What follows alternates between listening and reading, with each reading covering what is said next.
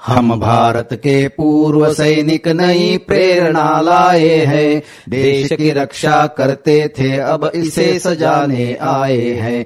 वंदे मातरम, वंदे मातरम। त्यांच्या रोमारोमात भिनली आहे देशभक्ती. त्यांचं उभरतं तारुण्य खर्च झालंय देशसेवेमध्ये. मंडळी, त्या काळात अहोरात्र प्रत्येक ऋतूत डोळ्यात तेल घालून त्यांनी केलंय भारताच्या सीमांचं रक्षण. युद्धजन्य परिस्थिती असो की नसो, शत्रूवर त्यांनी सतत ठेवला अंकुश. बर्फ की चोटी तपती रेती, सागर हो या हो खाई, शत्रुपोत और टैंक विमानों की देखो शामत आई। भारत के जल थल नभ सारे सदा बचाते आए हैं, देश की रक्षा करते थे अब इसे सजाने आए हैं। वंदे मातरम, वंदे मातरम। असे आपले तीनही दलाचे सैनिक, अधिकारी. खरंच आपल्या सगळ्यांनाच त्यांच्याबद्दल किती अभिमान वाटतो. ही मंडळी जेव्हा निवृत्त होऊन सिव्हिल लाईफ जगायला लागतात ना, तेव्हा सुद्धा त्यांच्या रक्तामध्ये भिनलेलं हे देशप्रेम तितकंच जागृत असतं. खरं तर भारतीय सैनिक ही संकल्पना, हा विचार आपल्याला सगळ्यांना समजून घ्यायचा आहे. माजी सैनिक, त्यांच्या सुविद्य पत्नी, त्यांच्या वीरपत्नी, वीरमाता या सगळ्यांच्या अनुभवातून. त्यांना बोलतं करतायत veteran group captain Shrikant Walwadkar sir. बात मन की सैनिक और परिवार की या खास कार्यक्रमात. चला तर ऐकूया. अपने श्रम अपने पौरुष से सब बाधाएं दूर करे, सद्शिक्षा और सद्विचार से मानवता को पुष्ट करे। महान राष्ट्र था पुनः बनेगा, लक्ष्य यही ले आए हैं, देश की रक्षा करते थे अब इसे सजाने आए हैं। वंदे मातरम, वंदे मातरम। गुड मॉर्निंग, सुप्रभात, नमस्कार. मी veteran group captain Shrikant Balkrishna Walwadkar एका आगळ्या वेगळ्या कार्यक्रमात अखिल भारतीय पूर्व सैनिक सेवा परिषद आणि 90.4 ग्रीन FM यांच्या संयुक्त विद्यमाने प्रस्तुत बात मन की सैनिक और परिवार की या कार्यक्रमात आपले सहर्ष स्वागत करत आहे. आपण या कार्यक्रमाद्वारे सैनिकाचं आयुष्य, त्याच्या फॅमिलीचं आयुष्य, त्यांचे चॅलेंजेस हे जाणून घेण्याचा प्रयत्न करत आहोत. समाजाला त्याची माहिती कळावी आणि त्यांच्या अनुभवातून सैनिकी जीवन कसं असतं, त्यात काय चॅलेंजेस आहेत, त्यात काय डिग्निटी आहे, त्यात काय मान आहे, सन्मान आहे, ह्याची आपण जानकारी घेत आहोत. समर भूमि से कर्म भूमि को अब हम बढ़ते जाएंगे, छुआछूत और ऊंच नीच को जड़ से दूर भगाएंगे।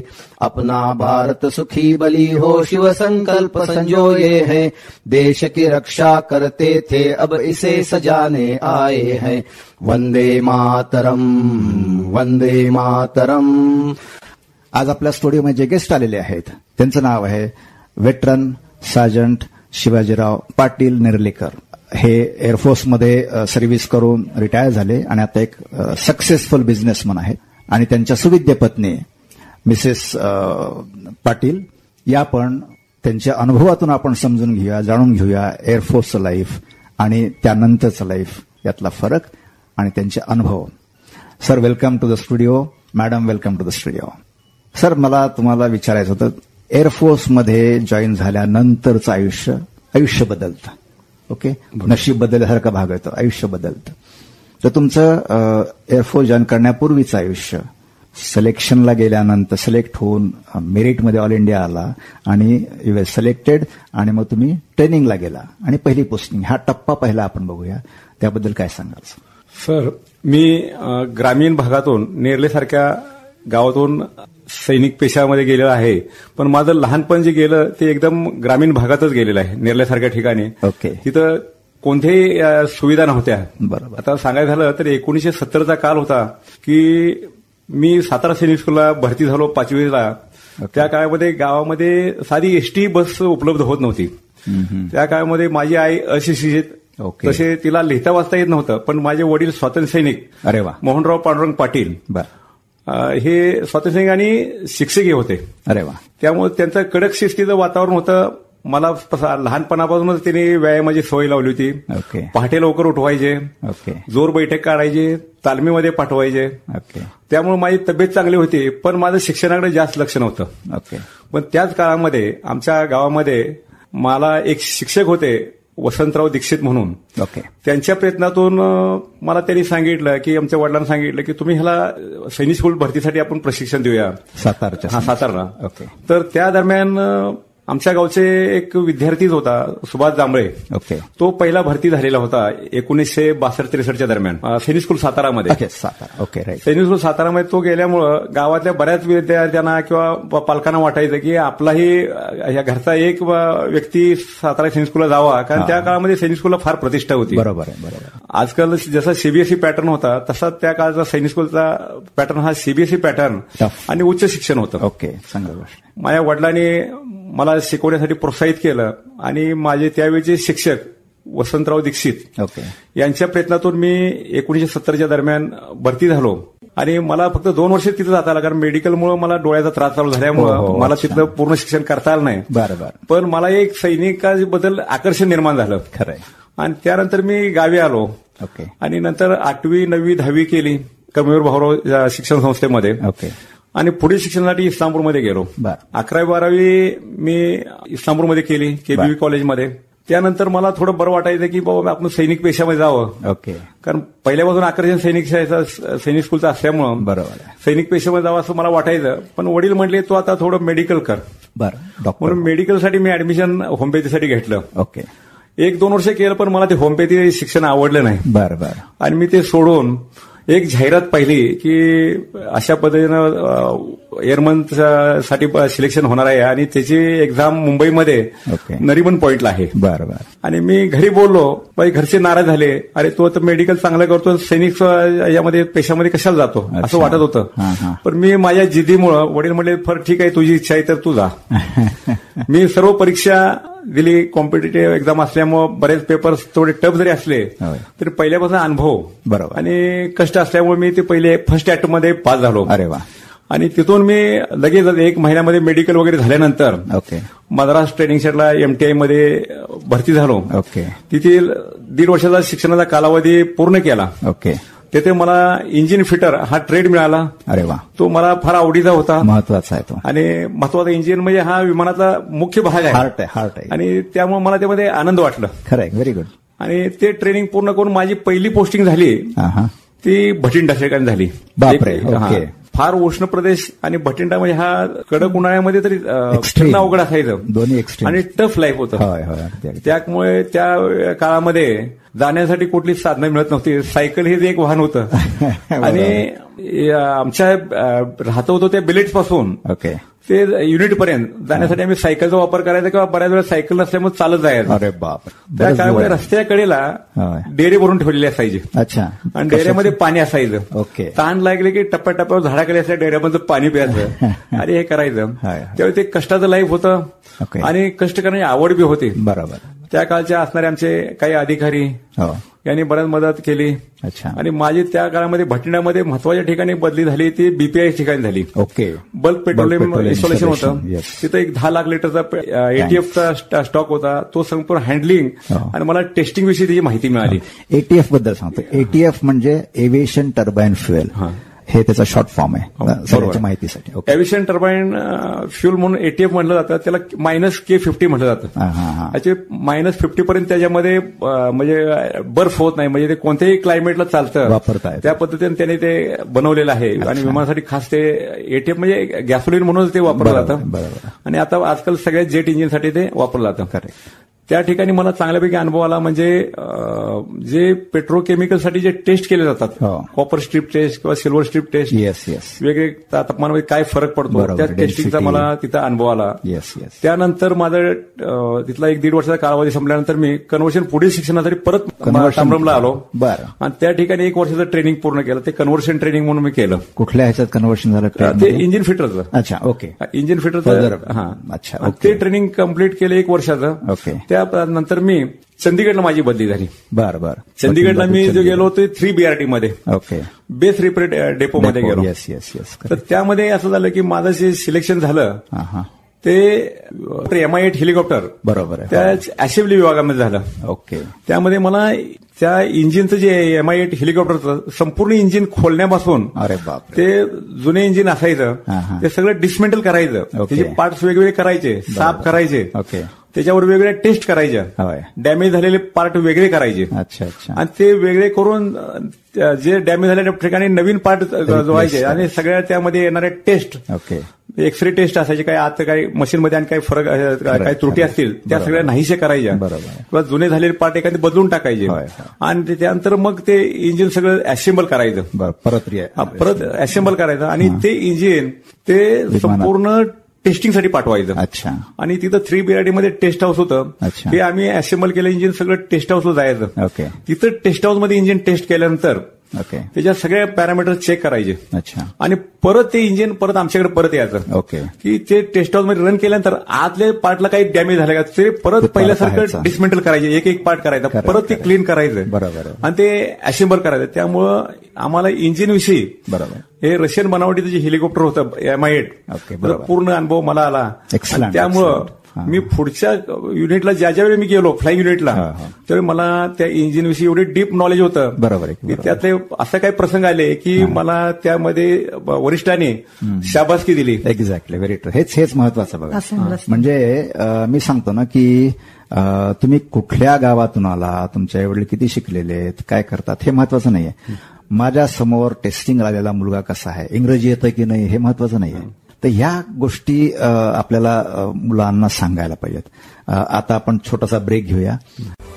90.4 ग्रीन FM, सुनो ग्रीन रहो एवरग्रीन. मेरे वतन के लोगों, सुनो हमारी बात मन की, सैनिक और परिवार की. या कार्यक्रमात पुनश्च आपले सहर्ष स्वागत करत आहे नेरल्याचे वेटरन सार्जंट शिवाजीराव पाटील नेर्लेकर आणि त्यांच्या सुविद्य पत्नी. आपण ऐकत होतो ब्रेकवर जाण्यापूर्वी त्यांचं आयुष्य कसं बदललं. भटिंडाला जातो हा नेरल्याचा मुलगा वयाच्या 18व्या-19व्या वर्षी आणि तिथे स्वतःचं नाव कमावतो, सिनियर ऑफिसर्सकडून शाबासकी मिळते. हे आहे. ताई, तुमच्याकडे येतो मी.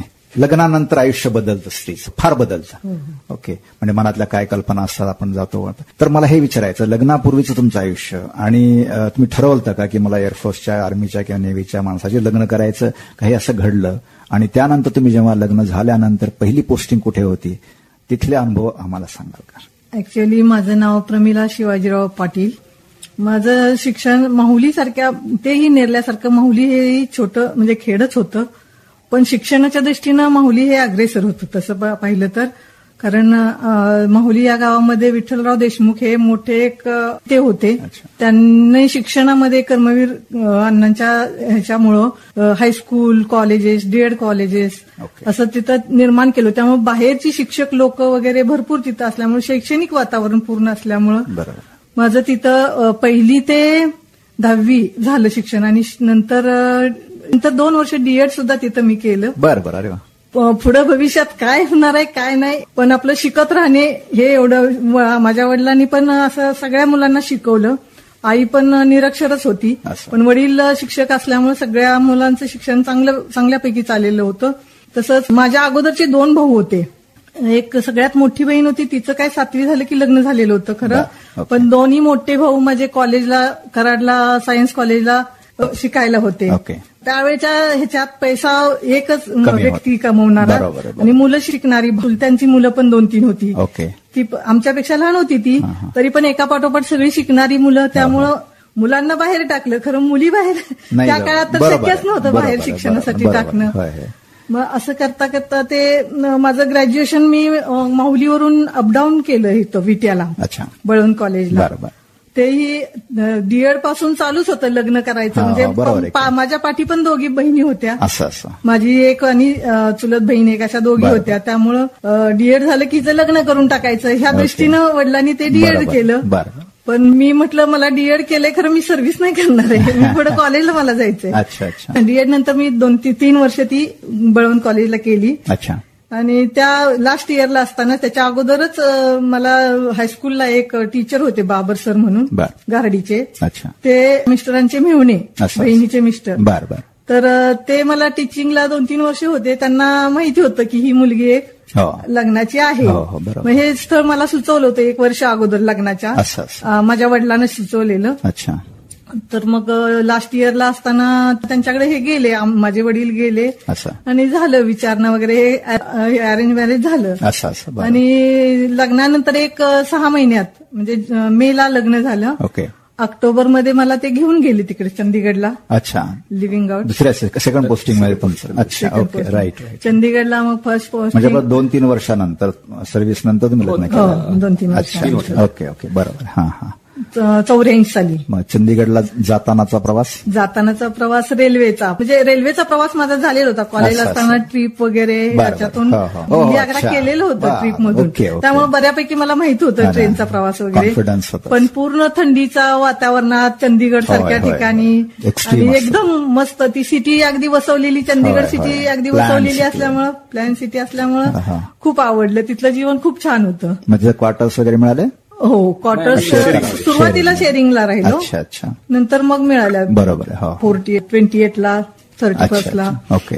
माझी दोन्ही मुलं चंदीगड मध्ये असताना 28 म्हणजे सेक्टर 28 म्हणजे आणि सेक्टर 31 असे सेक्टर्स मध्ये चंदीगड विभागलेला आहे. प्लॅन सिटी आहे, तिथे क्वार्टर्स आहेत. तिथे आम्ही गेलो तो रिमेंबर डेस होता की घरी पोहोचलो आणि त्या दुसऱ्या दिवशी इंदिरा गांधी 4 दिवस सगळं बंद. आणि त्या दिवशी मी चंदीगडमध्ये होतो. आपल्या एअरफोर्समध्ये एवढं हेल्पिंग म्हणजे हे असायचं, त्यांच्या मित्रांनी सगळं साहित्य वगैरे आणून ठेवलेलं होतं. आणि आम्हाला रेल्वे स्टेशनवर घ्यायला उज्ज्वल पाटील आले होते. उज्ज्वल पाटील त्यांनी त्यांच्या घरी सगळी सोय केलेली होती. आणि नंतर आपण सेट व्हायचं त्या ठिकाणी सगळं साहित्य अवेलेबल ठेवलेलं, त्यामुळे लगेच बाहेर जायची काही गरज नव्हती. ग्रेट. पण ऍडजस्ट झाला तुम्ही, काही प्रॉब्लेम नाही. चला, व्हेरी गुड. बहुत बढिया मॅम. म्हणजे हे एक सोशल लाईफ तिथलं, एकमेकांना मदत करणं. उज्ज्वल पाटील आता सांगलीतच आहेत, त्यामुळं परत आपण जेव्हा भेटतो त्या आठवणीला उजाळा येतं की किती मदत करतं एकमेकांना. हे वातावरण निराळं आहे. तिथं जात नाही, पात नाही. इथं आमची जात भारतीय, आमचं धर्म भारतीय आणि कर्म भारताची, भारतीयांचे प्रोटेक्शन करणं, सेवा करणं, बस. हे वातावरण जे आहे ना ते फार निराळं आहे. त्यामुळे आता आपण एक इथं छोटासा ब्रेक घेऊया मॅम. 90.4 green FM. सुनो ग्रीन, राहो एव्हरग्रीन. आता आपण शिवाजीराव तुमच्याकडे परत येतो. मला सांगा, तुमच्या आयुष्यातले भरपूर अनुभव असतात, त्यातला एक असा अनुभव कुठला आहे की ज्यामुळे असं वाटतं यार अभिमान आहे, मी एअरफोर्समध्ये आहे आणि आयुष्याला अर्थ मिळाला? अरे, माझी बदली चंदीगडला बऱ्याच वर्ष काम केल्यानंतर 5-6 वर्षाचं, तर कुंभीग्राम या ठिकाणी झाली होती. हो, ईस्टमध्ये. आसाममधील सगळ्यात टफ लाईफ म्हणलं तर हरकत नाही. जवळजवळ 6-7 महिने तर पाऊस असतो आणि तिथं हेलिकॉप्टर मेंटेनन्सचं जे काम होतं ते सर्व्हिस 25 आवर्स, 50 आवर्स, 100 आवर्स अशा पद्धतीने काम केलं जातं. बरोबर. आणि मी तरी इंजिन ओव्हरऑल पर्यंत काम केलेलं होतं. त्यामुळे काय असं की काम करताना की नुसतंच आपलं कामापुरतं 25 तासामध्ये काय केलं पाहिजे किंवा 50 तासामध्ये असं काही न करता मी टोटली डीपमध्ये काम करायचा प्रयत्न करायचा आणि सहकार्याने मी सांगायचं की बाबा आपण हे गोष्ट आपण थावली करायची. बरोबर. तर जे कुंभीग्राम स्टेशन जे होतं ते बऱ्यापैकी नागालँड, मिझोराममध्ये ड्रॉपिंगसाठी वापरलं जायचं आणि आसाममध्ये फ्लडचा फार प्रॉब्लेम होता. त्यामुळं बऱ्याच वेळा जे हेलिकॉप्टर्स ते ब्रह्मपुत्रा रिव्हर, बॅरॅकवली रिव्हर होते, तर हे हेलिकॉप्टर बाहेरच्या स्टेशनला, आउट स्टेशनला जायचे. तिथं ह्या हेलिकॉप्टरला स्टार्ट करायला बाहेरची एक्सटर्नल बॅटरी मिळायच्या नाही, ते इंटरनल बॅटरीने स्टार्ट करायला लागायचं. बऱ्यापैकी हा हेलिकॉप्टरमध्ये हा प्रॉब्लेम राहतो की इंटरनल बॅटरीनं स्टार्ट केल्यामुळं की बॅटरी गरम व्हायच्या आणि बॅटरी गरम झाल्या की ती फोमिंग होऊन त्याच्यातनं पाणी ड्रॉप व्हायचे. अरे बापरे. ही गोष्ट हा इलेक्ट्रिकशी, हा मेकॅनिकलचा संबंध नव्हता, पण इलेक्ट्रिक प्रॉब्लेम होता. बरोबर. पण मला ही जिज्ञासा होता की हे असं होत असेल तर त्याचं बाहेरून काहीच लक्षात येत नव्हतं. हे सगळे हेलिकॉप्टर पॅक बॉडीमध्ये असल्यामुळे बॅटरी बी कव्हर्ड असायची टोटली. पण गमतीशीर घटना होती की मी असेंब्ली लाईन असल्यामुळं मला ह्याचं कंट्रोल ब्रॅकेट कुठं असायचं, बॅटरी पोझिशन कुठं असायची हे सगळं मला माहित होतं. मी जिज्ञासापोटी आम्ही ज्यावेळी 25 तास 50 तास ओव्हरऑल एक हेलिकॉप्टर आत घेतलं होतं आणि ते संपूर्ण जबाबदारी माझ्याकडे होती की सर्व्हिसिंगचं सुपरविजन माझ्याकडे होतं. ग्रेट.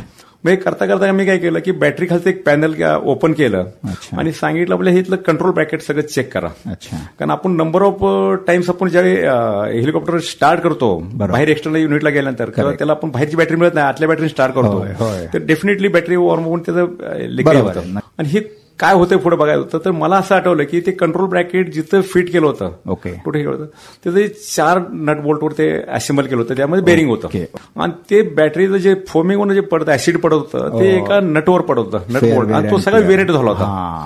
आणि हे माझ्या लक्षात आल्यानंतर मी तिथं होल्ड केलं, म्हणजे हे आज फ्लाइंगला आज पाठवू नका, ते सगळं काम झालेलं होतं आणि ते टेस्ट फ्लाईटसाठी बाहेर काढायचं होतं. ही गोष्ट मी आमच्या कमांडिंग ऑफिसरच्या निदर्शन आले, त्यांनी बघितलं, थोड्या वेळ सगळी चर्चा झाली टेक्निकल, म्हटले हा प्रॉब्लेम तर इथे टेप बघायचं काही कामच नाही, हे 25 आवर्समध्ये येत नाही, 50 आवर्समध्ये येत नाही. पण मी कंपेल काय केलं की हे जर नुकसान झालंय, हे आता एक नट गेलाय, बरोबर, remain depend over 3 nut bolts, तर काय होऊ शकेल, मी त्यांना समजावून सांगितलं. आणि ती गोष्ट त्यांच्या लक्षात आल्यानंतर आमच्या कमांडिंग ऑफिसर की म्हणजे आपल्याकडे किती हेलिकॉप्टर आहेत, ओके, तर आपल्याकडे 5 आहेत, तर म्हणजे 5 मध्ये चेक करा. करेक्ट. त्यावेळी त्यांच्या लक्षात आलं की आपल्याकडे 5 पैकी 3 हेलिकॉप्टर डॅमेज झालेत. अरे बापरे. तर ते म्हणजे हे फार बघितलं ते बरं झालं, आपण बघत नव्हतो. आणि मग त्यांनी आपले सर्व्हिस प्रोव्हाइड करणार रशियनला ते कळवलं, हे असाच प्रॉब्लेम येतोय, आपल्या ह्याच्यावर काहीतरी केलं पाहिजे, किंवा ते बॅटरी पोझिशन बदलली पाहिजे, काहीतरी केलं पाहिजे. पण आजच्या घडीला काय केलं पाहिजे, हे सगळे ब्रॅकेट इमिडिएटली बदलले पाहिजे. आणि त्याच वेळी आमच्या कमांडिंग ऑफिसर असा निर्णय घेतला, विंग केपी सिंग सर होते, की हे सगळे ब्रॅकेट सगळे इमिडिएटली बदला, सगळे जे डॅमेज झाले ते. आणि त्यांनी चंदीगडला आमच्या बेस रिपोर्टरला तसे हे केलं, स्पेशल हेलिकॉप्टर पाठवलं, ते ब्रॅकेट घेऊन आणले आणि ते ब्रॅकेट त्यांनी सगळे हेलिकॉप्टर बसवले आणि त्यामुळे ते सर्व्हिसिंगला तो फायदा झाला.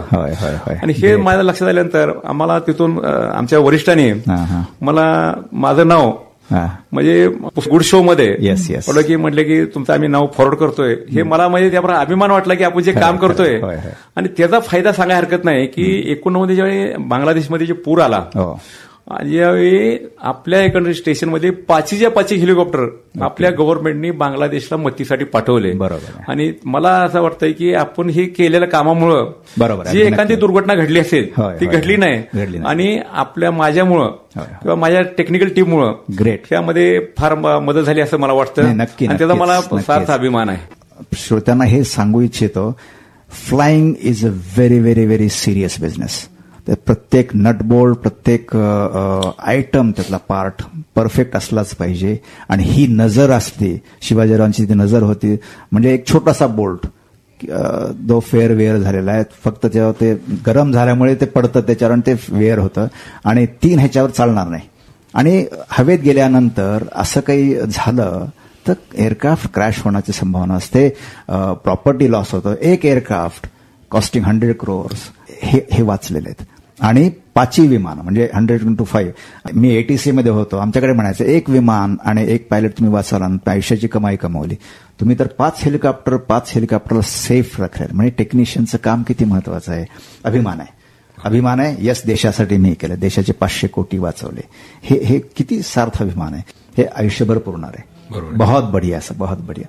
Thank you sir. ताई, तुमच्याकडे वळतो मी. अशा सक्सेसफुल माणसाची पत्नी होणं, आणि तुमच्या बाजूला आता तुम्ही घरी पण कोणी आर्मी नेव्ही एअरफोर्स नव्हतं, माहेरी पण भाऊ होते, म्हणजे भाऊ माझ्या पेक्षा मोठे, थोडासा बॅकग्राऊंड आहे. नाही, तुमचं आय थिंक कम्फर्टेबल आहे. बाकी मी जे आता लेडीज बघतो ना, कोणी काही माहित नाही, ओके दाखवलं, पसंत पडलं, लग्न झालं, गेले, आणि मग जाणवलं की अरे किती मोठे आहे, किती निराळ आहे. तुम्हाला तसं हे नव्हतं, तुम्हाला अनुभव होते, त्याच गुड थिंग. तुमच्या आयुष्यातला बरेच अनुभव असतील, असा कुठला अनुभव आहे का की जो आठवला आयुष्यभर लक्षात राहणार आहे, की ज्यामुळे वाटतं यार मी एअरफोर्सच्या माणसाला लग्न केलं, आयुष्याचं कल्याण झालं, असा कुठला अनुभव सांगाल? तसं पाहिलं तर टप एरिया म्हणजे आम्ही आसामला पोस्टिंग झाल्यानंतरच आम्हाला तिथं टप अनुभव आले, आणि त्यातून आम्ही मार्ग काढले. म्हणजे माझे मिस्टर एअरफोर्समध्ये असल्यामुळं त्यातून आम्ही व्यवस्थित बाहेर पडू शकलो.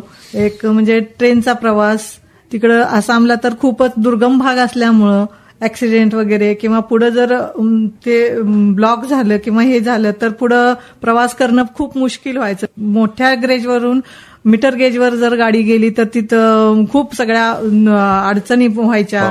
पाणी मिळायचं नाही, हे मिळायचं नाही, रात्र कुठं रेल्वे स्टेशनला वगैरे काढावी लागायची.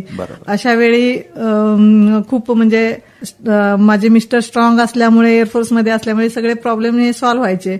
एकदा तर आसामला जाताना सिलचरमध्ये मला वाटते रेल्वेचं सोडून शिनी आम्ही गेलो, आणि तिथं पुढं कर्फ्यू लागलेला होता, आणि विथ फॅमिली होतो, लहान मुलं होती, आणि हे आता कर्फ्यूतून बाहेर कसं जायचं. मग सगळं ह्यांनी व्यवस्थित हँडल केल्यामुळं आणि ते असल्यामुळं आम्ही कुंभीग्रामला पोहोचू शकलो चांगल्या तऱ्हेने. पण या आणि जबाबदारी तुमच्यावर पडते.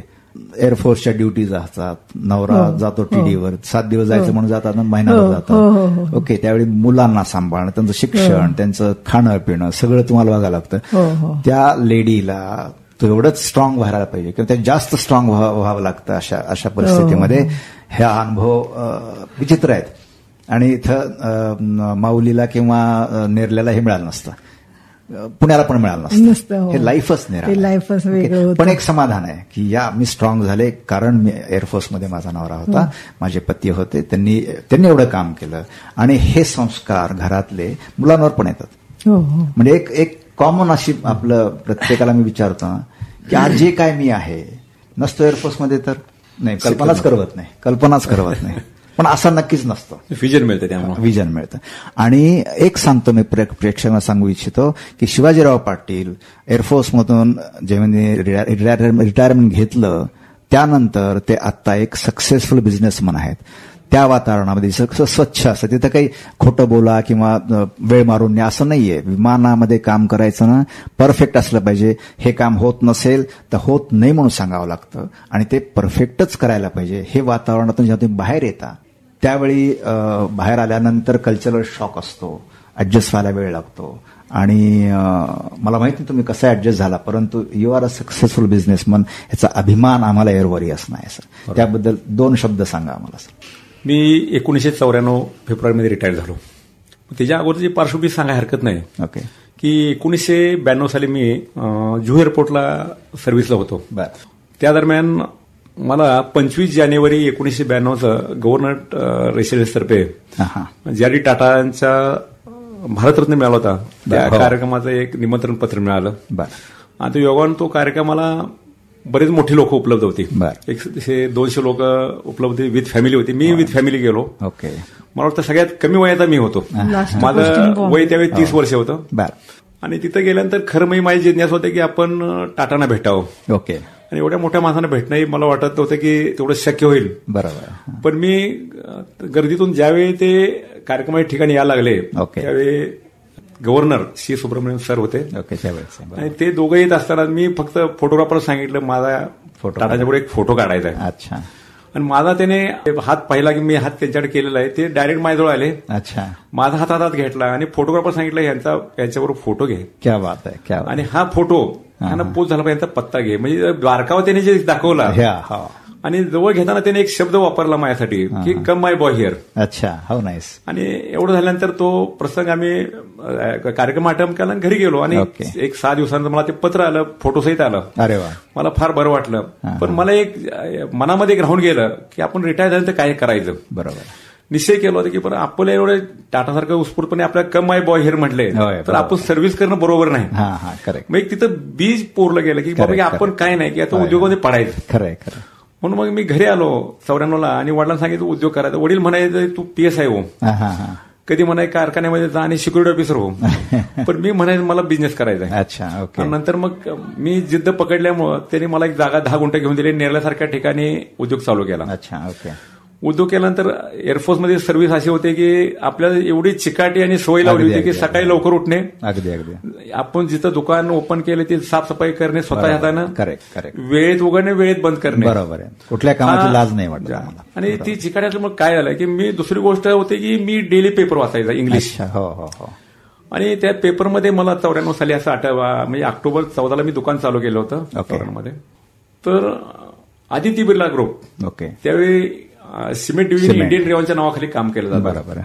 त्याच्यासाठी की भारतामध्ये वेगवेगळ्या ठिकाणी बिर्ला सुपर शॉपी ओपन केल्या जातात. ओके. आणि सांगलीमध्ये पहिलीच बिर्ला सुपर शॉपी तो ओपन केलेली होती.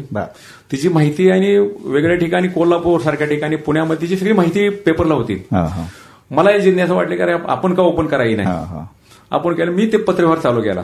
ओके. आणि पुण्यामध्ये एमपीजी चेंबरमध्ये त्यांचं ऑफिस होतं, त्यांना मी पत्र पाठवलं की मलाही शॉपिंग करायचं, आपण मला ऑफिसला माझ्या भेट द्यावी. ओके. आणि मी एकदा अधिकाऱ्यांना असं सांगितलं की तुम्ही माझ्या ऑफिसला येऊन भेट द्यावी, मला एजन्सी पाहिजे, डिस्ट्रीब्युटर व्हायचं आहे. बरं. आणि त्यांचं मला तुरंत पत्र आलं की आम्ही के तपारिया म्हणून सर होते, व्हाईस प्रेसिडेंट त्यावेळी इंडियन रेव्हनचे होते, की आम्ही तुम्हाला शोरूमची द्यायच्या अगोदर तुमची आधी जागेची पाहणी करूया. आणि मी पुढल्या महिन्यात येणार आहे त्या भागामध्ये मीटिंग आहे माझ्या कोल्हापूर सांगली त्यावेळी येतो. त्यांनी येऊन माझी जागा पाहिली. पहिल्या भेटीमध्ये त्यांनी मला फोनवर सांगितलं होतं की माझ्याकडे 5 मिनिटं आहेत. अच्छा. आणि तुम्हाला भेटायला फक्त मी 5 मिनिटं देतो. ऑन द वे तुमचं दुकान आहे. सांगलीवर निघताना आम्ही पेट नाक्याला पासून नेरला जवळच होतं. बरोबर. ते आल्यानंतर ते माझ्या दुकानचा पहिलाच वर्धापन दिन होता. त्यावेळी आमच्या त्या भागातले आमदार जयंतरावजी पाटील ते बी दुकानामध्ये येणार होते त्यावेळी पहिल्या वर्धापन दिनासाठी. त्यामुळे बसण्याची बैठक व्यवस्था आणि सत्यनारायण पूजा होती.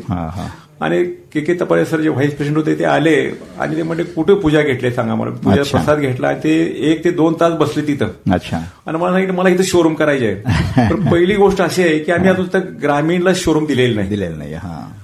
तर त्यांनी म्हणले तुमच्यासाठी करू प्रयत्न देऊ, या वर्षांशी बोलून घेतो काय करतो. पण तुम्ही माझ्या पुण्याला ऑफिसला या. अच्छा. मी 1 महिन्यात त्यांच्या ऑफिसला गेलो. ऑफिसला गेल्यानंतर तिने पहिल्या भेटीतच मला परमिशनचा अर्ज दिला की तुम्हाला इथं बिर्लासपूर शॉप ओपन करा नेरलेट सारख्या ठिकाणी आम्ही ग्रामीणला परवानगी देतोय. ही तुमची महाराष्ट्रात नव्हे तर भारतातली पहिली ग्रामीण शॉप असणार आहे. Very good. पॉलिसी बदलली. मला मन वाटलं फक्त मला सांगितलं तुम्ही टार्गेट आम्हाला 250 टनाचं टार्गेट दिलं. 5,000 पोती संपवली पाहिजे महिन्यात. खपतील का बघा. म्हटलं सर खपवणं आमचं काम आहे. आणि खरं सांगायला हरकत नाही की मी पहिल्यापासून चिकाटी केल्यामुळे माझ्या पहिल्या महिन्यामध्येच 5,000 पोती गेली. अरे वा, क्या बात. आणि त्यानंतर जी गती घेतली आज त्या काय वेगळ्या पद्धतीनं वेगवेगळे म्हणजे स्टील वाढवत गेलो. म्हणजे पीव्हीसी पाईप्स वगैरे असं करत करत आम्ही बिझनेसमध्ये वाढ करत गेलो. आणि उद्योगाला गती आली. याला एकच कारणीभूत आहे की एअरफोर्सने दिलेलं आपल्याला जे सातत्यानं काम करण्याची सवय, लवकर उठण्याची सवय, करेक्ट, आणि काटेकोरपणे आणि प्रामाणिकपणे काम करायचं. इथं फसवायची नाही. बऱ्याच वेळा काय होतं की एअरफोर्स मधला माणूस एक साच्यामध्ये बाईट केला जातो. बाहेरची लोक वेगवेगळ्या टाईपचे आहेत. बरोबर आहे. वेगवेगळ्या विचारसरणीचे आहेत. खरंय. सगळ्यात बिझनेसला प्रॉब्लेम आहे तो उधारीचा असतोय किंवा क्रेडिटचा पिरियड असतोय. कंपनीकडे कसं घ्यायचं द्यायचं. आणि कंपनी आदित्य बिर्ला खूप जगातली फार मोठी कंपनी आहे. भारतातली 1 नंबरची सिमेंट कंपनीमध्ये. या कंपनीमध्ये काम करणं म्हणजे फार गर्वाचं आहे. आणि खरंय. तर हे बराचसा अनुभव आहे तो एअरफोर्सनं दिलेली आपली एक सवय. बरोबर. एक गुणवत्ता. ग्रामीणमध्ये आपलं इंग्लिशवर कुठलंही प्रभुत्व नसताना दिलेलं शिक्षण वळण जे मद्रासमधल्या मेसमध्ये गेल्यानंतर पहिल्या दिवशी जो अनुभव आला तिथला जो कुक आणि वेटर्स जे इंग्लिशमध्ये फ्लुएंट बोलतात ते बघून आम्हाला वाटलं की आपण कुठं मागे राहता कामा नये. सांगायला हरकत नाही की ज्या वातावरणात वाढलो त्या वातावरणात आपल्याला बराच फायदा झाला. अगदी बरोबर. आज सांगायला हरकत नाही की मी महाराष्ट्रामध्ये जसं काम केलंय माझ्या याच्यामध्ये सिमेंटमध्ये तर माझ्या ओळखी थ्रूआउट महाराष्ट्र झाल्या याच्यामुळे सिमेंटमुळे. माझे ह्या सिमेंट उद्योगामुळे माझे अनेक देशाचे दौरे अमेरिकेच्या ठिकाणी 2दा जाता आलं मला. अरे वा. न्यूझीलंड, ऑस्ट्रेलिया आणि एकटं नाही विथ फॅमिली माझ्या मुलांना. आता सांगायला हरकत नाही नुकताच मी 1 डिसेंबरला मी हाँगकाँग आता ह्या महिन्यामध्ये हाँगकाँग आणि मकाऊ 8 दिवसाचा दौरा माझ्या नातवाला घेऊन केला. त्याचं वय फक्त 8 वर्षाचं आहे. तर हरकत नाही की कुटुंबातल्या प्रत्येक सदस्याला अगदी माझा 4 वर्षांमुळे नातू जरी असेल तर त्याला आम्ही घेऊन फिरतोय. बरोबर. हे फक्त एअरफोर्सचं माझं बॅकग्राऊंड नक्की आणि त्याच्या ह्या आपल्याला मिळालेली गुणवत्ता आणि ती सवय पुढे लागून राहिली आपण ह्या उद्योगामध्ये. अतिशय उत्तम. आणि त्यामुळे मला तो बराचसाच फायदा झाला. आणि असाच फायदा येणाऱ्या जे अग्निवीर असतील किंवा एअरफोर्समध्ये भरती होणारे आहेत किंवा आता रिटायर झालेत त्या लोकांनी असं प्रोत्साहित होऊन त्याचा आपल्याला फायदा घ्यायला हरकत नाही असं मला वाटतं. तिथं जे शिक्षण मिळतं एअरफोर्समध्ये, आर्मी, नेव्हीमध्ये त्याचा वापर करावा, प्रामाणिकपणाने करावा आणि एका तत्वाने चाललात तर हार्डवर्क पाहिजे, सिन्सिअरिटी पाहिजे. त्यात काही शॉर्टकट नाही करतायत. तर थँक्यू व्हेरी मच सर. तुम्ही आला, मॅडम तुम्ही आला, खूप बरं वाटलं. तुमच्या अनुभवातून सोसायटीला, समाजाला कळेल एअरफोर्स लाईफ, आर्मी लाईफ किंवा त्यानंतरचं लाईफ कसं असतं. तुम्ही आला त्याबद्दल धन्यवाद. Thank you very much. आज आपण इथे थांबूया. पुढच्या रविवारी भेटूया नवीन गेस्ट बरोबर, नवीन आर्मी, नेव्ही, एअरफोर्स मधल्या एका बरोबर किंवा वीरपत्नी बरोबर आणि त्यांच्या अनुभवातून जाणून घेऊया. बात मन की, सैनिक और परिवार की. Thank you very much. थँक्यू.